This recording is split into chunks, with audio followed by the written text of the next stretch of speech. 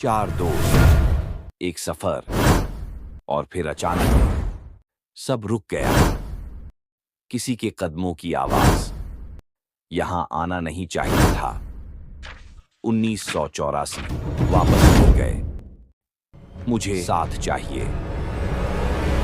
चार दोस्त। आरव, कैरव, समीर और विवान। छुट्टियां आने वाली थीं और चारों के चेहरे पर अलग ही उत्साह था। काफी दिनों से प्लान बन रहा था और क्यों ना हम आज सब वो दिन दोस्त था। घूमने चले पहाड़ों की ओर। सुबह से ही चारों अपनी कार में सामान रख रहे थे। जल्दी आओ सब, हम निकल रहे हैं। हाँ, ये यात्रा बहुत मजेदार होगी।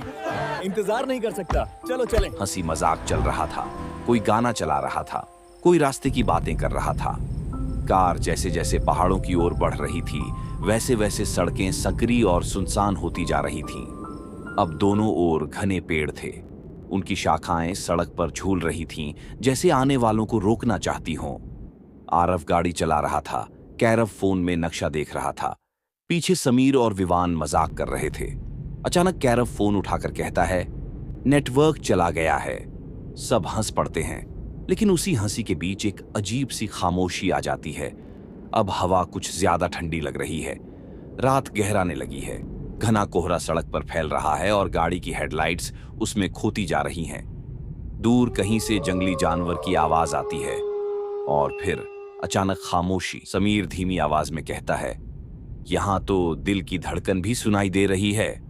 विवान मजाक करता है, पहाड़ों की रातें वैसे भी डरावनी होती हैं। और तभी गाड़ी से अजीब सी आवाज आती है। रात के ठीक 10 बजे इंजन बंद हो जाता है। गाड़ी रुक चुकी है। चारों के चेहरे पर घबराहट साफ दिख रही है। बाहर झांक कर देखते हैं, चारों ओर अंधेरा। कोई घर नहीं, कोई रोशनी नहीं। समीर कहता है, इंजन चेक करते हैं। सब बाहर आते हैं। आरव और कैरव बोनट खोलते हैं। विवान मोबाइल की टॉर्च जलाता है। अबे यार, इस गाड़ी को भी अभी खराब होना था। और तभी जंगल से आवाज आती है। विवान टॉर्च उस तरफ करता है, कुछ भी नहीं दिखता। समीर कहता है, शायद कोई जानवर होगा, लेकिन आवाजें और पास आ रही हैं। कैरव घबरा कर बोलता है, ये आवाजें इंसानी चाल जैसी हैं। हवा और ठंडी हो जाती है। तभी सड़क के मोड़ पर समीर, फोन की लाइट सामने की ओर लगाना, वहां क्या है? सफेद साड़ी में एक औरत खड़ी दिखती है। चारों की सांस अटक जाती है। वो स्थिर खड़ी है, बाल बिखरे हुए हैं, चेहरा दिखाई नहीं देता। आरव फुसफुसा कर कहता है, भागो, ये कोई चुड़ैल या पिशाचिनी है।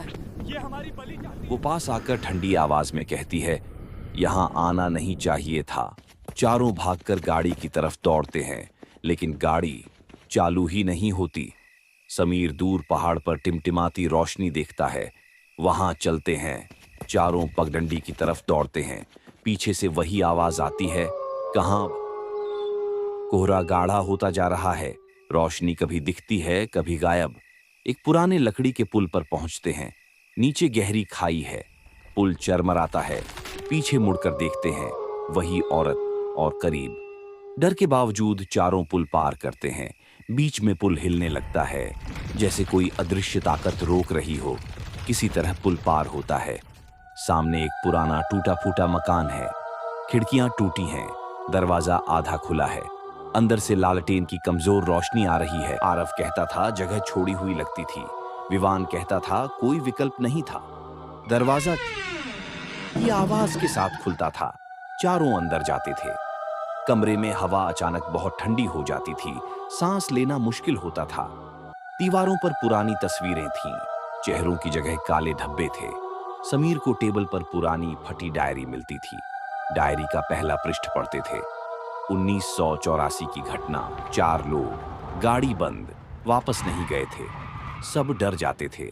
डायरी के खाली पन्ने पर खुद ब खुद अक्षर उभरते थे, तुम भी वापस नहीं जाओगे। Put it away! Put it away!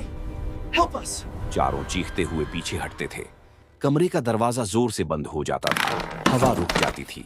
तापमान गिर जाता था। सबके हाथ नीले पड़ने लगते थे। सफेद साड़ी वाली औरत कमरे के बीच में धुंध से प्रकट होती थी। उसकी आंखें गहरी काली थीं। चेहरा आधा जला हुआ था। औरत कहती थी, इस घर में जो भी आया वापस नहीं गया। तुम भी नहीं जाओगे? आरव कांपते हुए पूछता था। तुम चाहती क्या हो? औरत धीरे धीरे कहती थी। साथ कमरे की लाइट्स टिमटिमाती थीं, लालटेन बुझ जाती थी, अंधेरे में उसकी आंखें चमकती थीं। विवान चिल्लाता था, भागो! चारों दरवाजे की तरफ दौड़ते थे। दरवाजा लॉक था। आरव खिड़की खोलने की कोशिश करता था। खिड़की नहीं खुलती थी और अब उनके पास कोई और रास्ता नहीं। कहानी यहीं नहीं रुकती। आगे का हिस्सा और भी डरावना है। अगर आप चाहो तो मैं नेक्स्ट पार्ट चैनल पर लाऊंगा। इसके लिए कमेंट करो और लाइक सब्सक्राइब करना न भूलें।